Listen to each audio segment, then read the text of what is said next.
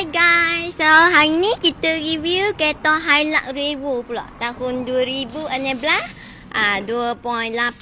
Okay, so hak ni projek wak turbo F44 juga, F44 SMT lah hak super hari tu. Okay, so masuk dekat Revo. So hak ni lebih kurang siap dah lah. Tadi dah last check untuk retune sekali lagi.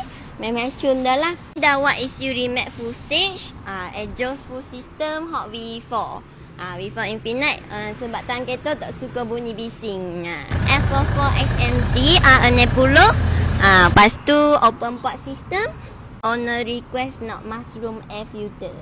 Okay, so mushroom punya yang lagi tehel kotor lah, tak mudah kotor gitu ya. Lepas tu ni piping intercooler. So untuk Revo intercooler asal ya dah besar, so cukup support lah turbo besar tu.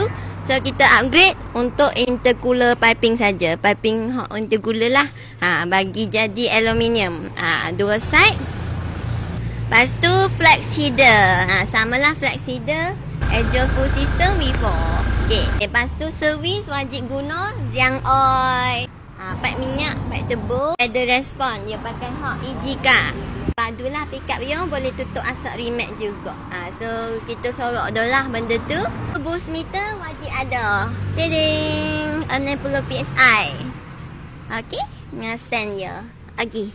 So lepas ni kita payung bunyi ya. Handsomenya start sini. Wow.